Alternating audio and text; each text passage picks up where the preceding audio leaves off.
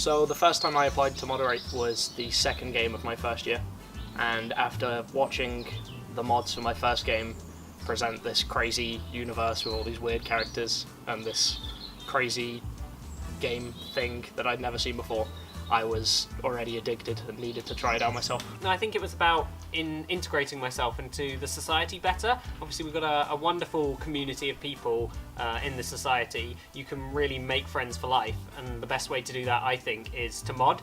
I think it's, whilst being a player, whether a survivor or a zombie, you get kind of one side of it. Whilst running the game, you get a completely new side. It gives me an instant satisfaction. I get to see the players happy, I get to see how they respond to the mission, respond to the mechanics, respond to our characters instantly.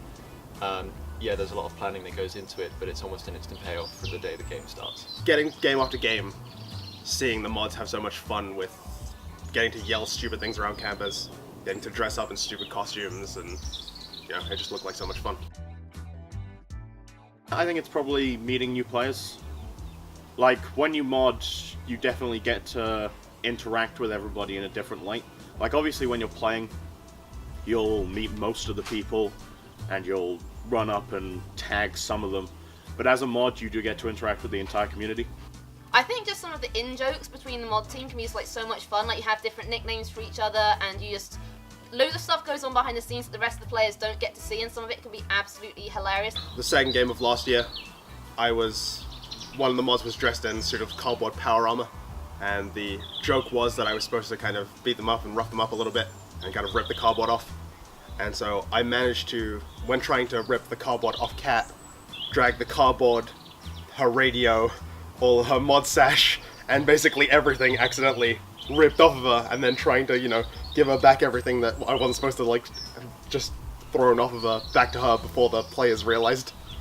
I think my favourite moments of modding are all the weird, wacky and ridiculous stuff we do as mods. So there's been storylines involving garlic bread in a massive way, there's been suits of cardboard armour, there's been ripping fake hearts out of people, pushing people over and rolling them away. We do a lot of crazy stuff, and that's something you don't really get to do every day. I would say just go for it, honestly. Like, it's a really great experience, and the more experienced players will definitely guide you through it. I'd say that there's no such thing as a bad first-time mod.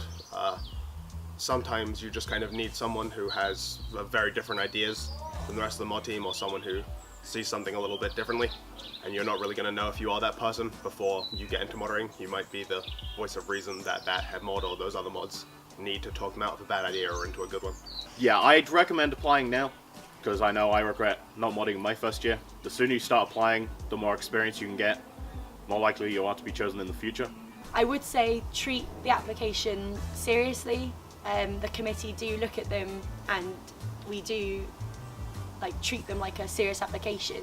You are running a game for potentially up to 100 people, and these people, take the game quite seriously sometimes, and they want a good game, and we want to provide them with a good game by picking the best team we can. I know I regret not applying in my first year. Daniel! Keep going. It's fine, that'll be a blooper reel. Yeah.